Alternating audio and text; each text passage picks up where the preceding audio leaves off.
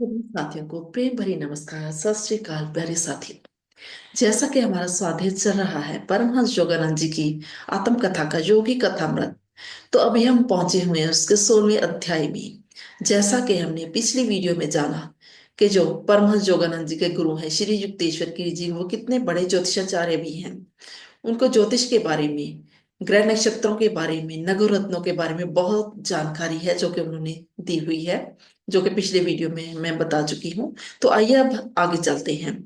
अब आगे योगानंद जी बता रहे हैं कि श्री युक्तेश्वर जी ने वर्तमान युग में एक 24,000 वर्षों के विषुवी चक्र के गणितिक प्रयोग की भी खोज की थी। इसके बारे में साथियों, अगर आप लोग पूरी जानकारी चाहते हैं तो श्री युक्तेश्वर गिरी जी ने एक पुस्तक भी लिखी थी जिसका नाम है द होली साइंस, उसको आप पढ़ सकते हैं।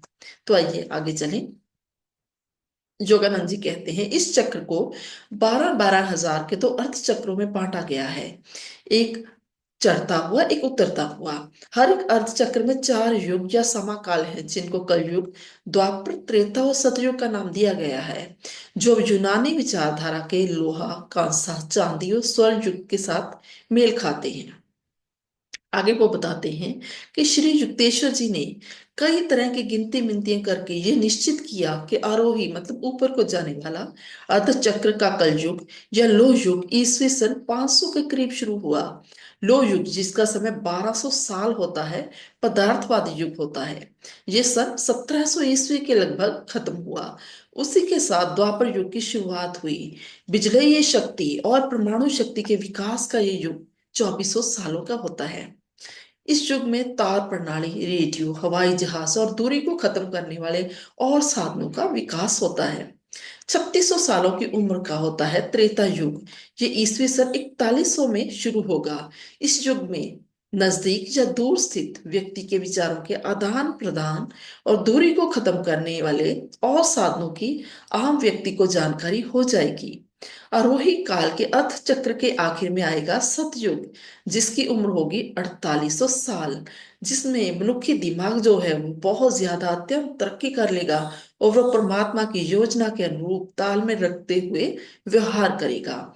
और उसके बाद फिर विश्व में 12,000 सालों का अवरोही मतलब नीचे को उतरता हुआ अर्धचक्र शुरू हो जाएगा, जिसकी शुरुआत 4800 सालों के अवरोही सतयुग मतलब ईसवी सन 12,500 में होगी, जिसमें आम मनुष्य का दिमाग अज्ञान में डूबना शुरू हो जाएगा। ये काल चक्र माया जगत के परस्पर विरोध और सापेक्षता के अनंत काल तक लगातार चलते रहने वाले आवर्तन हैं। जैसे जैसे व्यक्ति एक एक करके सृजनहार के साथ अपनी अटूट रूहानी एकता की चेतना में जागते रहते हैं, वैसे वैसे ही वे कुदरत के माया के भ्रम जाल से मुक्त होते जाते हैं। आगे वो कहते हैं गुरुदेव ने न केवल मेरी ज्योतिष शास्त्र में बल्कि विश्व के अनेक धर्म ग्रंथों के ज्ञान में भी बढ़ोतरी की। वो धार्मिक ग्रंथ को अपने मन के निर्छल स्वच्छ ऑपरेशन की मेज पर रखकर अपनी अंतर्दृष्टि की दलीलों के चाकू के साथ उनके चीर फाड़ करके उनमें हुई अशुद्धियां और पंडितों द्वारा की गई गलत व्याख्याओं को असल सच्चाइयों से अलग कर सकते थे। वो यहाँ पर बताते हैं कि श्रीमद् भगवत गीता का एक श्लोक है जिसकी के पूर्व के पंडितों के द्वारा और पश्चिम अनुवादकों के द्वारा व्याख्या की गई। नाग के सिरे के ऊपर दृष्टि स्थिर करो। अब इसमें वो कहते हैं कि गुरुदेव हमेशा मजाक किया करते थे। वो बोला करते थे कि योगी का मार्ग तो वैसे ही विलक्षण है, फिर उसको ये क्यों कह दिया जाए कि उसको नजर है वो भी तिरछी करनी होगी। तो अब वो इसका असली मतलब समझाते हैं इस श्लोक का कि नासिका अग्रम, इसका सही अर्थ है कि नाक का आरंभ, ना कि नाक का आखिर। और नाक का आरंभ होता है आंखों के दोनों जो भौहें होती हैं उनके सेंटर में, उनके बीच में, जो कि तीसरे नेत्र का सिंहासन है। आगे वो कहते हैं सांख्य शास्त्र का एक श्लोक है, सृष्टि के स्वामी को सिद्ध नहीं किया जा सकता और प्रमाणित नहीं किया जा सकता। वो कहते हैं कि इस एक शब्द को लेकर पंडितों ने पूरे सांख्य शास्त्र को ही नास्तिकवादी घोषित कर दिया। ये श्लोक भी श्री युक्तेश्वर जी कहा करते थे कि ये नास्तिकवादी नहीं है। इसका असली अर्थ है कि अज्ञानी मनुष्य जो अपने सभी फैसलों के लिए अपनी बाहरी इंद्रियों के ऊपर निर्भर करता रहता है, वह परमात्मा के प्रमाण से हमेशा अनजान रहता है। इसलिए उसके लिए परमात्मा सदैव होंद रहता रहेगा। सच्चे सांख्य दर्शन के साधक ध्यान द्वारा पैदा हुई पक्की अंतर्दृष्टि से जान लेते हैं कि परमात्मा की होंद है और उसे जाना जा सकता है। वो आगे बताते हैं कि गुरुदेव ईसाइयों की बाइबल की बहुत ही सुंदर और स्पष्ट व्याख्या करते थे। ईसाई मत के मेंबरों की लिस्ट से वो पूरी तरह से अनजान अपने हिंदू गुरु से बाइबल की अमर सच्चाई को पहचानना और ईसा मसीह और उनके वचनों की सच्चाई को समझना उन्होंने सीखा, जो कि मनुष्य वाणी द्वारा उच्चित सभी प्रवचनों से निश्चित तौर पे सबसे ज्यादा रोमांचकारी है। जैसा कि ईसा मसीह हमेशा कहते थे कि स्वर्ग और पृथ्वी का खात्मा हो जाएगा, लेकिन मेरे शब्दों का खात्मा कभी नहीं होगा। आगे वो कहते हैं, भारत के महान साधु महात्मा उन्हीं देवता स्वरूप आदर्शों के अनुरूप अपना जीवन जीते हैं जिन आदर्शों ने ईसा मसीह को प्रेरित किया था। और ये लोग ही ईसा मसीह के सगे संबंधी हैं जिनके बारे में उन्होंने कहा था, जो भी स्वर्ग में स्थित मेरे पिता की इच्छा का पालन करेगा वही मेरे भाई बहन माता पिता हैं। और उन्होंने कहा था, आप जो मेरे वचनों की पालना करोगे तो सचमुच आप मेरे शागिर्द हो, तो तुम सच्चाई को जान लोगे और वह सच्चाई तुम्हें मुक्त कर देगी। आगे परमहंस योगानंद जी अपने गुरुदेव से पूछते हैं कि गुरुदेव, ये आदम और हवा की कहानी मेरी समझ में नहीं आती। परमात्मा ने ना केवल उस दोषी दंपत्ति को बल्कि निर्दोष भावी पीढ़ियों को क्यों सजा दी? तो यहाँ पर वो कहते हैं कि गुरुदेव को मेरी अज्ञानता से ज्यादा मेरी प्रचंडता के ऊपर हंसी आ गई और बोले, जो बाइबल है ये किताब गहरे संकेतों से भरी हुई है और इसकी शाब्दिक व्याख्या करने से कुछ भी पल्ले नहीं पड़ने वाला, कुछ भी समझ नहीं आएगा।